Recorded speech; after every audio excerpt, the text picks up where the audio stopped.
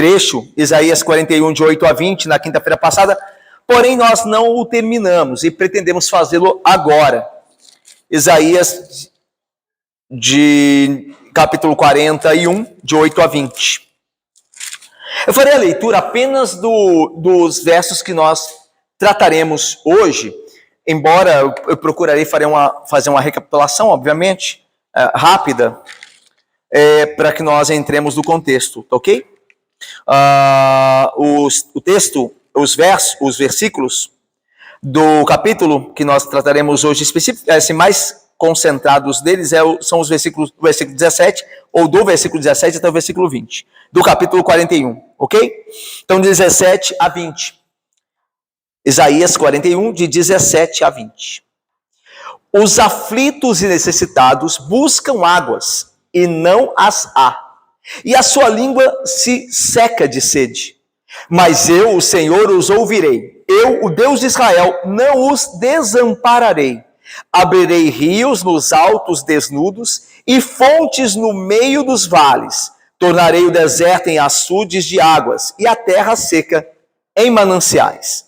Plantarei no deserto o cedro, a acácia, a murta e a oliveira. Conjuntamente, porém no ermo o cipreste, o olmeiro e o bucho, para que todos vejam e saibam, considerem e juntamente entendam que a mão do Senhor fez isso e o Santo de Israel o criou. Vamos orar mais uma vez para que Deus nos abençoe. Ó Deus santo e bendito, tua palavra foi lida agora, ó Deus, através do teu Santo Espírito, ó Deus, nos conduza a palavra que é a verdade, ó Deus, e que o nosso coração seja consolado, tranquilizado e que nós descansemos no Senhor que nos sustenta em toda e qualquer situação. Que creiamos nisso, ó Pai, ajuda-nos. E ajuda-nos agora na exposição da Tua Palavra. Assim nós oramos em nome de Jesus e com o perdão dos pecados nós o fazemos, ó Deus, Pai. Amém. Irmãos, rapidamente então nós vamos recapitular aqui, né? A sessão maior do capítulo, que se inicia no capítulo 40 e vai até o 42, então nós não chegamos ao fim dela, ok? Essa sessão tem como tema principal o consolo do mundo. Deus traz consolo ao mundo e especialmente ao seu povo. Nós vimos que nos versículos que nós começamos a tratar deles na quinta-feira passada e hoje, vamos, segundo a graça de Deus, terminar, os versículos 8 e 20 mudam agora o enfoque do povo amedrontado da Babilônia, terrificado pelas obras do Senhor, isso está lá no início do capítulo 41, dos versos 5 a 7, para o povo do Senhor, que é informado que não precisa temer coisa alguma por causa da presença do Senhor com eles. Nenhum obstáculo, nenhuma necessidade podem alterar o fato de que são os escolhidos de Deus e que Ele os ajudará. Este quadro do Santo de Israel, serenamente confortando a seu povo desamparado, seu povo escolhido, é um forte contraste com o dos temerosos componentes das nações freneticamente fabricando deuses para conter a investida de Ciro. Então vocês se lembram que esse capítulo, né, e agora essa segunda parte do livro, do capítulo 40 até o final do livro, Isaías está profetizando ao povo que se encontraria no cativeiro e que Deus, então, anuncia no capítulo 41 que ele levantará um agente de Deus, ele chama de ungido, o servo, que é Ciro, né, o rei da Pérsia, e esse virá do norte, ele vai destruir tudo e vai chegar na Babilônia e vai conquistar, dominar a Babilônia. Então, o capítulo 41 diz 1 a 7, é Deus falando isso para os babilônicos, confrontando os babilônicos com essa verdade, que Deus vai colocar um jugo sobre eles por meio deste homem, dessa personagem que virá do norte. A gente sabe que é Ciro, porque Deus vai revelar isso nos capítulos seguintes, aqui. O que fazem os babilônicos? Eles não só temem, eles temem, porque Deus está fazendo isso, mas ao invés de eles recorrerem a Deus, eles recorrem aos ídolos. Daí o capítulo 41, no final, diz assim, versículo 6. Depois eles ouvirem as notícias terríveis sobre a invasão de Ciro, que seria futura, né? Isaías está profetizando isso. Aí diz assim o texto: um ao outro, né, caldeus aí, os que estavam na Babilônia, um ao outro ajudou ao seu próximo e disse: ser forte. Assim o artífice anima o ourives, olha a ideia de fazer um ídolo. E o que alisa com o martelo, ao que bate na bigorna, dizendo da soldura: está bem feita. Então com pregos fixam o ídolo, para que não oscile. Então percebam aí?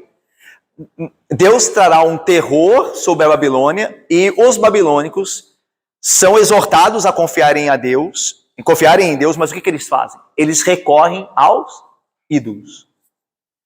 Diferentemente agora do 8 a 20, do versículo 8 até o 20, Deus fala com o povo dele, no mesmo contexto. Porque o povo dele, o povo judeu, estava na Babilônia. Eles foram também alvos da mensagem de Isaías, e principalmente eles, sobre este libertador chamado Ciro, que Deus traria sobre a Babilônia. E Deus diz ao povo dele: vocês não precisam temer. Nesse contexto que eu vou subjugar a Babilônia, nesse contexto em que todos ao redor de vocês estão temendo, vocês não precisam. Porque você, Israel, é o meu servo, é o meu amigo. Eu te escolhi. Eu tenho uma aliança de fidelidade e amor com você. Então, o contexto em que você está será um contexto difícil, mas você será amparado. Você será protegido nesse contexto. Ok? Está dando para entender aí? Então, nesse contexto nós estamos aqui, do versículo 8 a 20. É Deus falando com o povo dele: não temais, vocês não têm razão para temer. E aí Deus vai dar alguns motivos para eles não temerem. Ok? Deus vai dar, olha, alguns motivos para vocês não devem temer, diz Deus. Então olha só, a mensagem de conforto atinge seu ponto culminante com 3 imagens que Deus usa, através do profeta, obviamente, garantindo a intervenção divina. Primeiro é a hostilidade humana, ou seja, não temam a hostilidade humana, os seus inimigos serão destruídos. Então, vocês não devem temer, por quê? Porque eu, o Senhor, vou destruir aqueles que lhe oprimem. Segundo, a fragilidade pessoal, ou seja, Israel é o verme, lembra? Ó vermezinho de Jacó. Então eles não têm força para resistir, mas Deus fará deles um povo forte. Esse é um outro motivo para não temerem. Então qual que é o primeiro motivo? Haverá a hostilidade humana, mas os inimigos de Deus serão destruídos, porque Deus ama o seu povo. Segundo motivo, o povo fraco de Deus será feito forte. Vocês vão resistir porque eu darei força a vocês. E terceiro motivo e último, as circunstâncias adversas. O viajante do deserto recebe provisão de forma milagrosa. A ideia é que quando Deus, através de Ciro, libertasse os judeus da Babilônia, eles tinham que fazer a viagem de volta para Jerusalém. E não era uma viagem fácil de se fazer, uma viagem pelo deserto. Daí nós vimos aí do versículo 17 a 20, Deus falando: eu vou fazer nascer fontes de água no deserto, eu vou fazer nascer árvores que lhes deem sombra. A ideia é: eu vou providenciar para que a viagem de vocês seja tranquila, eu vou sustentar vocês. Deu para entender? Veja só, o problema não é só o que vai acontecer quando Ciro da Pérsia chegar aqui. Esse é um problema, e Deus já resolveu ele. Eu vou guardar vocês, eu vou destruir os inimigos de vocês, eu vou proteger vocês porque eu amo vocês. Vocês são meu amigo, meu servo amigo. Aí a segunda pergunta é: tudo bem, o Senhor vai livrar a gente aqui, mas e a nossa viagem de volta? Que é uma viagem dura, como é que nós vamos fazer? Aí Deus, não se preocupe, eu vou sustentar vocês na viagem de volta também, que é o versículo 17 a 20. Então, esses motivos todos, eles deveriam o quê? Fazer com que Israel, que é o povo judeu que está na Babilônia, não temesse. Então Deus está dando motivos a eles. Ok? Nós vimos aqui já essa primeira parte da introdução, o servo escolhido, tomado, chamado e reafirmado. Nós vimos que Deus toma ele pela mão direita, segurando. Nós vimos que Deus vai fazer os inimigos dele sumirem. Nós vemos que, enquanto Deus toma eles nas mãos, eles confiam em Deus e dão as mãos a Deus. Então, a ideia, lembra que eu falei da ideia de pai e filho? O pai pega o filho pequeno e dá a mão aqui, filho, para eu te guardar aqui, para a gente atravessar a rua aqui. E o filho confia no pai e dá a mão. Então daí no A1, a mão direita divina é que segura. Mas a mão direita humana é segurada também. Então há o cuidado de Deus e há a confiança do filho, desse servo amigo. Ok? Então há proteção nesse sentido. Porque não só Deus cuida, mas Deus faz com que o povo dele confie nele. A gente já vimos isso aqui também, o verme transformado. Nós vimos a fraqueza exposta de Israel, vermezinho de Jacó, vocês não têm força, são facilmente esmagados. A ideia de verme é essa, tá? Não é a ideia de ser um povo desprezível, né? Mas é a ideia de um povo que é facilmente destruído, um verme, como você esmaga. Aí Deus diz, apesar de vocês serem como um verme nesse sentido, facilmente esmagados, vocês não têm força para resistir, eu vou dar força a vocês, ok? Eu vou fortalecer vocês. O verme é transformado em uma debulhadeira, né? Lembra que a gente falou da imagem, né? De uma placa uma placa de madeira que carrega pedras afiadas por debaixo dela, que os agricultores usavam para joeirar, né? Ou seja, esmagar as espigas para depois joeirar, o vento passar e levar aquela sujeira fora e ficar apenas aquilo que deveria ser conservado. A ideia é de que o povo de Deus esse debulhador, ele vai passar por cima das coisas. A ideia é essa, nós falamos isso na quinta-feira passada. E por fim, a força exercida, a alegria no Senhor, o Santo de Israel. E aí agora, a nossa última sessão aqui, que a gente leu agora. Tá? O necessitado sustentado. O necessitado clama ao Senhor Deus, é primeiro aqui. O deserto, Deus ajuda e sustenta, inundando o deserto de água. Coloca o deserto para crescer árvores para serem sombras. E o necessitado reconhece que a mão do Senhor está sempre com ele. Então, veja só que a relação é sempre essa. Eu serei o vosso Deus e vocês serão o meu povo. E a relação é essa aqui. Porque Deus começa agindo em prol dos judeus, do povo dele na Babilônia. E por fim, o que acontece? O povo reconhece que o Senhor é Deus de fato. Então isso dá glória a Deus. Então você vê que o texto começa com Deus se revelando, ajudando o povo dele naquele momento de tensão política, geopolítica. E no final o que acontece? O povo está reconhecendo que o Senhor fez tudo isso. E está proclamando a adoração, glorificando a Deus através desse reconhecimento e dessa confiança. Ok? Então vamos ver essa última parte aqui agora, do sustento do Senhor. Então, irmãos, deu para entender direitinho, né? Nós vimos aí que Deus está dando motivos pelos quais o povo pode confiar nele dentro daquele contexto da invasão babilônica, da invasão persa na Babilônia. E o último motivo é que Deus haverá de sustentá-los. Deus sempre sustentará o seu povo. Eu quero que a gente saia daqui hoje com essa doutrina bíblica bem firme em nosso coração. Aconteça o que acontecer, por mais difícil que seja a nossa caminhada, nossa vida cristã, Deus providenciará sustento. Esse é o ponto, é a mensagem aqui. Ok? Vamos lá? Olha só, versículo de número 17. Alguém leia para mim, por favor. Com águas, não há, e a sua língua se serve de sede, mas eu, Senhor, que ouvirei, eu, Deus de Israel, não me deixarei.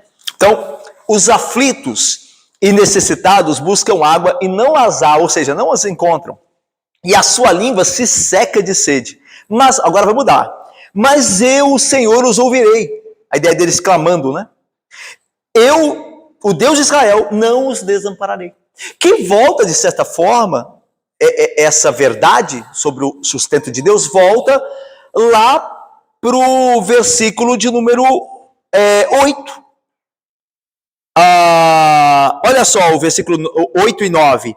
Mas tu, ó Israel, servo meu, tu, Jacó, a quem elegi, descendente de Abraão, meu amigo, tu, a quem tomei das extremidades da terra e chamei dos seus cantos mais remotos, a quem diz tu és meu servo, eu te escolhi, não te rejeitarei. Aqui não os desampararei. Não temas porque eu sou contigo, versículo 10, não te assombres porque eu sou o teu Deus. Está vendo? Sou contigo, não desampararei, eu te ajudarei. Então essa é a ideia. Então volta lá no início dessa parte de versículo 8 até o versículo 20, reafirmando Deus que eles não têm o que temer porque Deus sustenta, Deus está próximo, Deus ampara. É interessante que no versículo 8, Abraão é citado, embora a gente já tenha passado nisso, Abraão é citado porque é isso que Deus fez com Abraão. Deus não tomou Abraão pela mão e o conduziu à terra prometida. Agora os judeus, eles vão, depois da invasão de Ciro, da Pérsia, na Babilônia, eles vão sair de lá para fazer uma viagem difícil, no deserto, até Jerusalém de volta, uma viagem do retorno. E aí Deus cita Abraão, por quê? Porque Deus foi com Abraão em toda a sua peregrinação. Então o que Deus está fazendo? O que Deus está fazendo? Está fundamentando também, não só nas suas ações presentes e futuras, mas também no passado. Assim como eu sempre guardei vocês, eu vou continuar guardando. Essa volta ao passado, na nossa mente com relação às obras de Deus no passado por nós, ela é muito benéfica. Quando nós passamos por apertos presentes, nós lembramos das coisas que Deus fez por nós, das suas misericórdias passadas. E aí isso nos anima. Traz uma perspectiva renovada de, não, assim como Deus nos conduziu até aqui, Ele nos conduzirá até o fim. Ele não falhou lá, Ele não falhará. Então, é que Deus está levando o povo dele a lembrar-se disso. Quando Ele cita Abraão aqui, né? Essa aliança dele fiel com Abraão, que continua, permanece.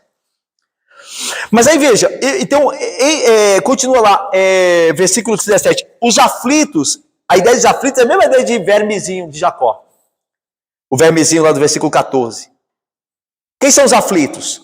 São os pobres que são esmagados. A ideia aqui de aflito é a pessoa que está afligida, que não tem forças contra a aflição. A pessoa que está prestes ou sendo esmagada, está aflita. A gente tem momentos na nossa vida que nós nos sentimos assim, né, aflitos.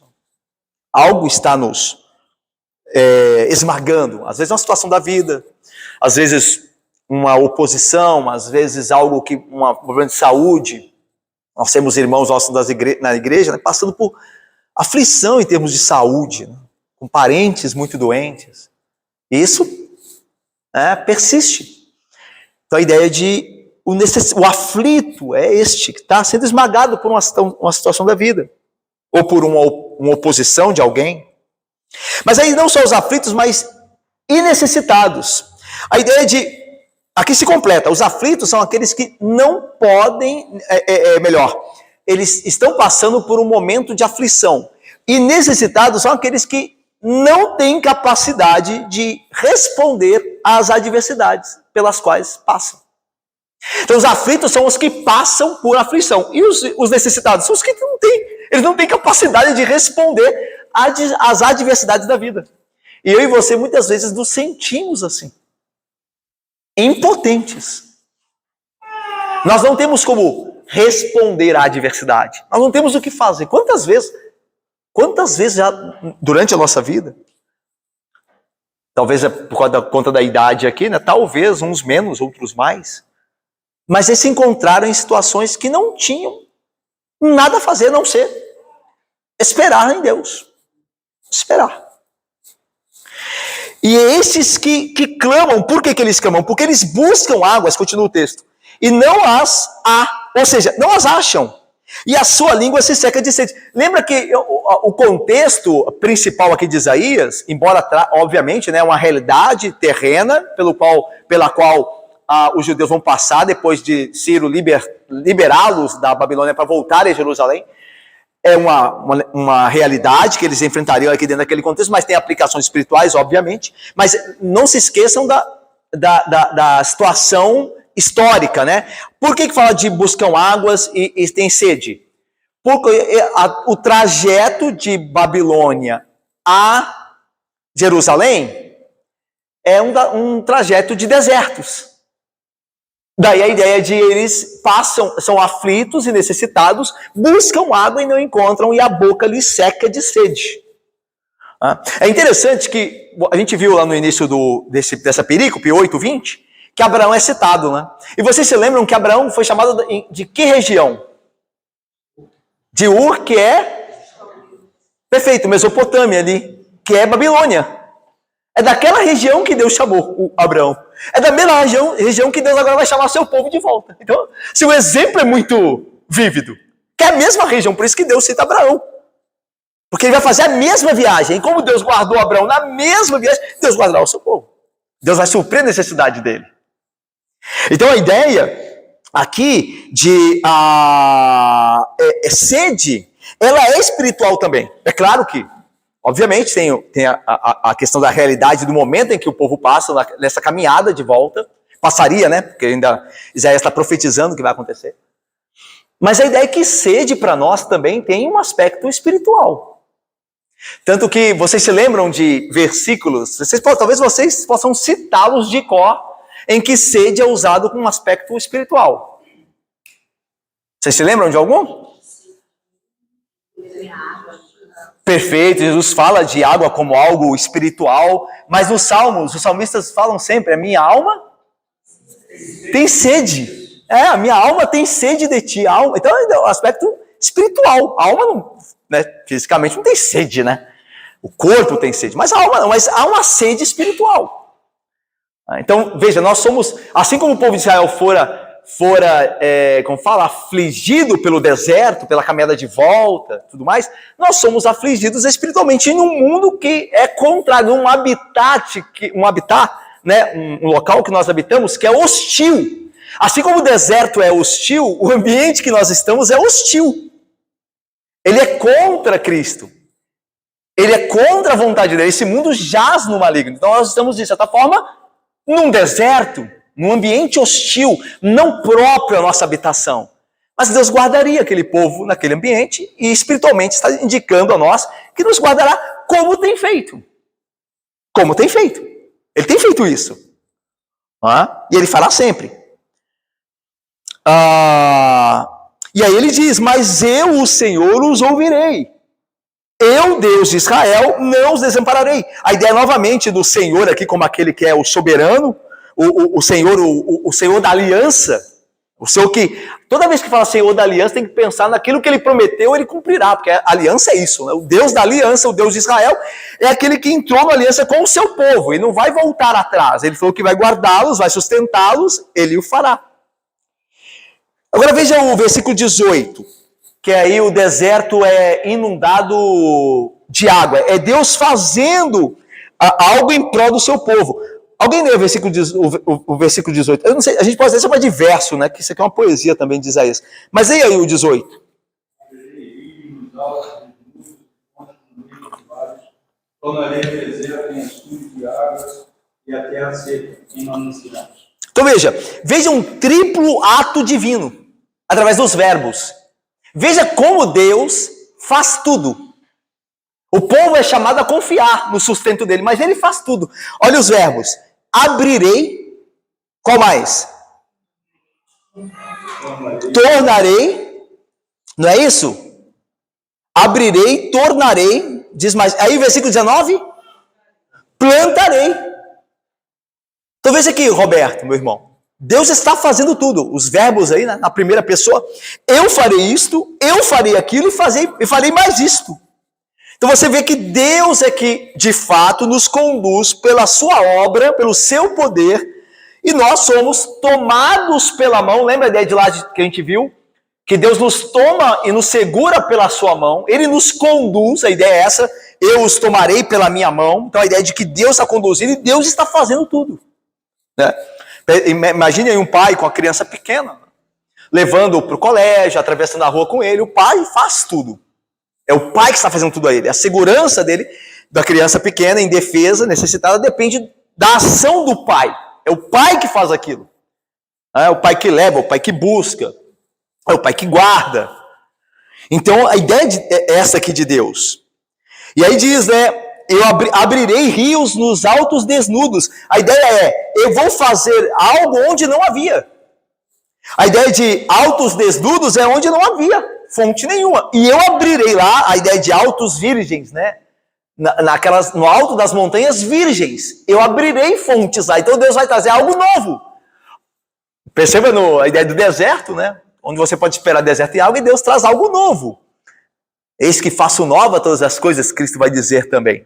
Então veja, é interessante. Nós vemos, durante a nossa vida, nós vemos certas situações se despontarem no horizonte, que nós imaginamos assim, está tudo perdido. Geralmente nós fazemos esses diagnósticos, né? Se isso acontecer, está tudo perdido. Mas nós devemos levar em conta o poder de Deus de fazer algo novo. Ok? Porque é isso que ele está dizendo aqui. Eu abrirei nos altos desnudos rios. Onde não tinha, eu trarei água. Da ideia de inovação. E aí veja mais, e fonte no meio dos vales, a ideia de multiplicação. Né? Deus vai multiplicar as fontes de água. Então as bênçãos, né, serão multiplicadas. Tornarei o deserto em açudes de águas e a terra seca em mananciais. Veja, aí lembra, o ambiente hostil. Está falando de deserto, tá vendo? Daí a tese dos teólogos dizendo que provavelmente está se referindo àquela caminhada de volta da saída da Babilônia para Jerusalém, que é uma caminhada de trajeto de deserto. E daí Deus fala, como a gente entende isso aqui? Procuram água, tem sede na boca, eu abrirei fontes em terra seca. Então está falando de um ambiente hostil. E Deus está transformando esse ambiente resistente em bênção para o povo dele. Daí, nós devemos crer que Deus tem poder para, no meio de um ambiente hostil, nos abençoar. Mas veja, quando eu falo nos abençoar, não quer dizer que Deus não nos vai provar. Porque a gente acha que bênção, quando a gente pensa em bênção, tudo vai bem, ninguém vai me perseguir, a igreja não terá problema. Não pensa assim, não faça esse raciocínio, tá? Não pense que bênção tem a ver com tudo externo a você, ao seu entorno, está tudo bem. Não pense assim. Porque é claro que tudo, a cidade e bem, o país e bem, são bênçãos de Deus. Mas essas não são as únicas bênçãos de Deus. Deus pode nos abençoar, nos aperfeiçoando no meio do sofrimento. Isso é uma bênção de Deus. Você passar por sofrimento e crer no Senhor, em se tornar mais crente, em buscá-lo. Veja só, por exemplo, nós estamos passando um momento político, não tem como fugir disso, né? Os dias estão agitados. E é natural, transição de poderes, é natural que a gente fique um pouco ansioso, ou muito ansioso, a gente tem que controlar essas coisas, pedir a Deus graça. Mas é natural nós ficarmos preocupados com o que pode acontecer, o que pode acontecer. E pode ser que Deus traga, né, uma opressão à igreja, uma ideia de perseguição à igreja. Pode ser, não quero dizer que vá, mas pode ser. A ideia de que Deus abençoa o seu povo nisso mesmo. Por exemplo, pense só o quanto você tem orado pelo país nesse período. Olha, não sou vidente, longe disso, nem profeta, mas eu tenho certeza que a oração de muitos aumentou nesse período pelo país. Então veja, através de uma dificuldade, Deus está nos aproximando dele. E isso é em si uma bênção. Muito bem, Vitória. Uma bênção. Isso é uma bênção em si. Deu para entender? Eu não pense em bênção só com a ausência de problema, mas em sermos fortalecidos, santificados no problema. Ok? Certo? Aí volta a dizer, é claro que Deus também, da parte de Deus, nós temos um ambiente ao redor de nós tranquilo, claro. Ninguém está dizendo, nós não somos masoquistas, nós não queremos sofrer. Que venha a perseguição. Não. Que Deus me faça mais crente no ambiente tranquilo. Mas se Ele assim quiser. E agora tem outra coisa também, né? Tem o testemunho da palavra, que geralmente na história do povo de Deus, na ação de Deus no mundo, na história, geralmente a igreja é mais santa em períodos mais difíceis.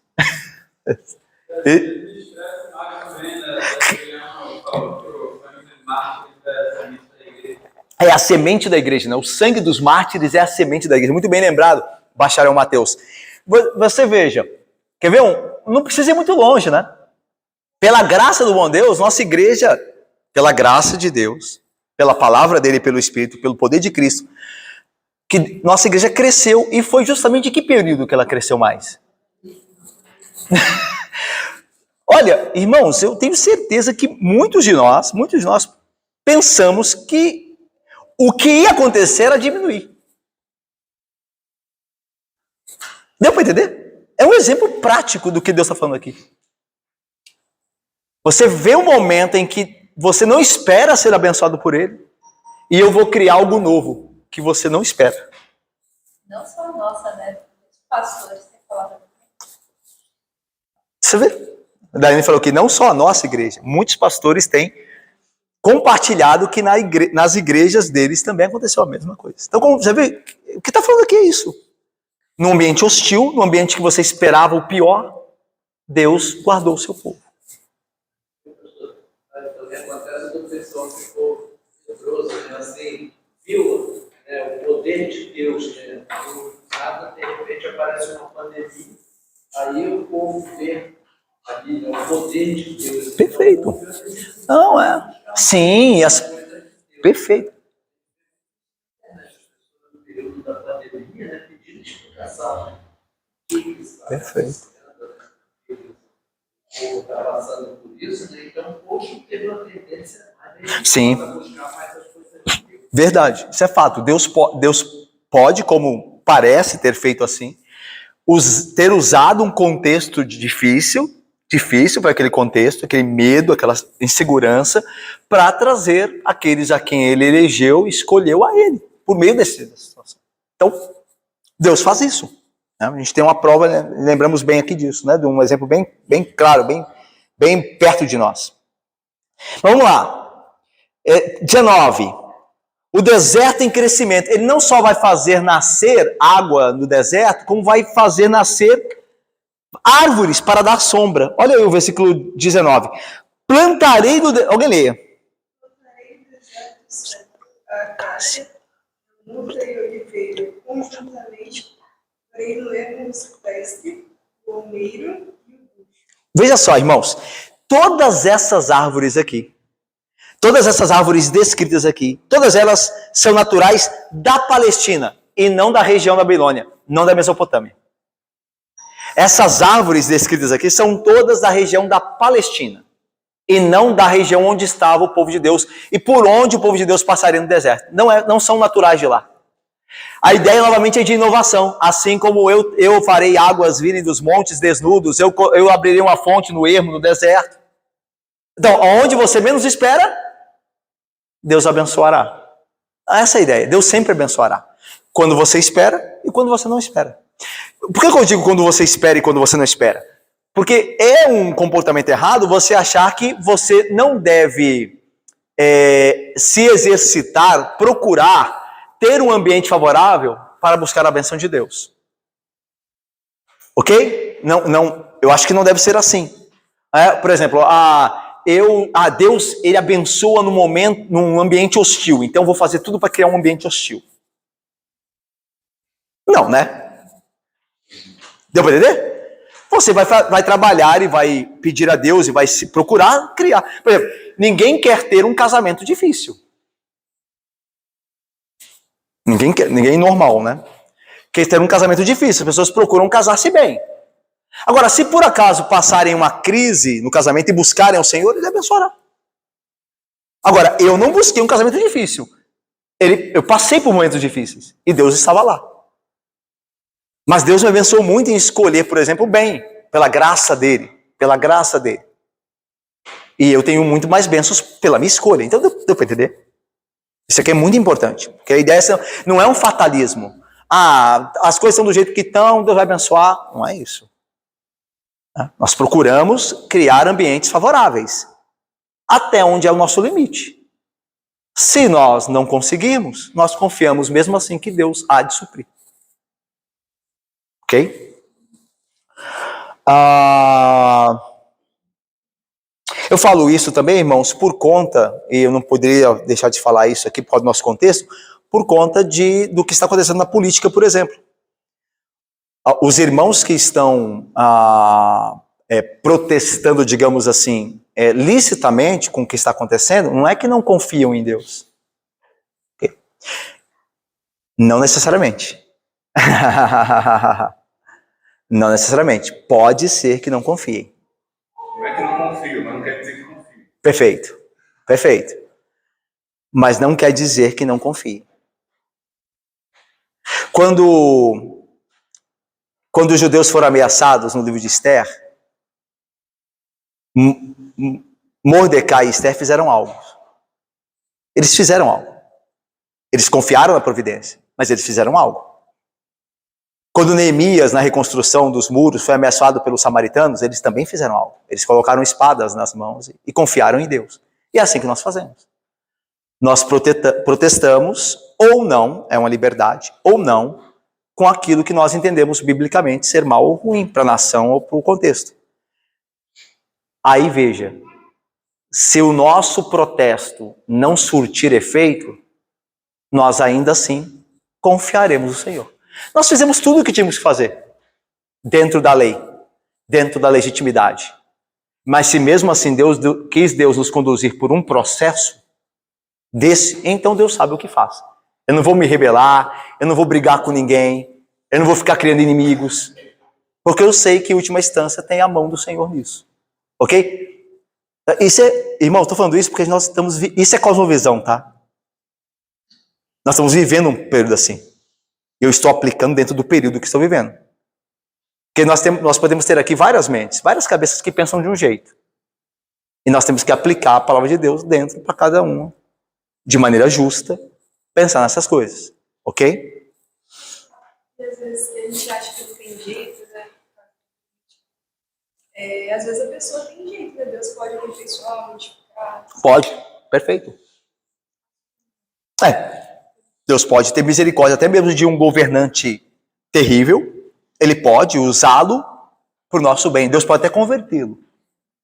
Agora, uma coisa é nós apoiarmos, no sentido de assim, eu desejo que ele esteja lá e depois Deus muda. Não. Eu sempre vou procurar alguém que esteja de acordo dentro do que Deus me deu para poder... Como? Perfeito. Mas, sem dúvida, o que você diz está certo. Porque ainda, Vitória, meus irmãos, que você, por exemplo, como alguém que vive no mundo da política, né? Você vota e tudo mais. Você tenha procurado eleger alguém e não fora, e outra pessoa teve o poder, Deus tem poder para guardar a igreja até naquele contexto. Esse é o ponto. Você fez de tudo, porque você não confiava e é listo. Você não aquele candidato, não. Você fez de tudo. Mas se ele está lá, isso não quer dizer que você não possa protestar licitamente dentro da... Nós temos uma Constituição, né, do nosso país. Protesto é possível. Só domingo que não, por favor. Domingo você venha orar ao Senhor e buscar na igreja. Porque tem gente que sai domingo para fazer passeata. E domingo não, né, irmão? Domingo é dia do Senhor. Vem fazer coisa que é muito melhor do que passeata e muito melhor do que ficar na frente de outros lugares aí. É buscar o Senhor que tem poder para tirar reis e colocar reis. Ele que governa. Mas a ideia é essa. A ideia é essa. Ainda assim confiarei no Senhor. É o que disse o profeta, né? O profeta disse, ainda que tudo, a gente viu esse domingo, né? Ainda que tudo se acabe, ainda assim confiarei no Senhor, meu refúgio, meu escudo. É perfeito. A gente está lembrando aqui, Nabucodonosor se converteu. Alguns dizem que alguns pensam que ele se converteu. Outros dizem que talvez não tenha sido uma conversão de fato, mas pelo menos houve um reconhecimento de que o Deus de Daniel era o Deus Senhor da terra, mais poderoso do que todos os outros deuses. Isso houve, né? E Deus abençoou. Mas, fique ligado. Tô brincando, ia falar, fique ligado, né? É que o Reverendo Hermes sentia essas brincadeiras com a gente, né? Fique ligado, né? Na época ele falava, ligue já, que era um maluco que tinha, não sei se vocês lembram do ligue já, ligue já. Só o pessoal mais antigo vai lembrar disso aí. Mas, gente, terminando. Olha só, irmãos. Irmão, volta para o versículo 19. Deus, então, vai colocar essas árvores todas que não eram próprias da região, ele vai colocar naquela região. E é interessante uma coisa aqui. Nenhuma dessas plantas, essas árvores citadas aqui, elas dão fruto. Qual que é a função delas? Elas são crescidas por que característica? Elas dão sombra. Então a ideia é de água no deserto e sombra. Ok? Água e sombra. Assim como ele também, né? Ele deu água no deserto, lembra no Egito? Água e sombra, coluna de nuvem. Ia sobre o povo, dando sombra a eles. As duas coisas. Então Deus está lembrando, de certa forma, o que ele fez lá, o que ele fará aqui, porque a aliança dele, ele não falha. Aí terminando agora, vamos lá? Versículo de número 20. Alguém lê para mim, por favor, terminando? Para que todos vejam e saibam, considerem que justamente que a mão do Senhor fez isso. E só de Israel. Então veja, o último ponto é esse aqui, ó. O necessitado reconhece a mão do Senhor, o Santo de Israel. Então, para que todos quem? Todos, quem sabe aí? Todos quem?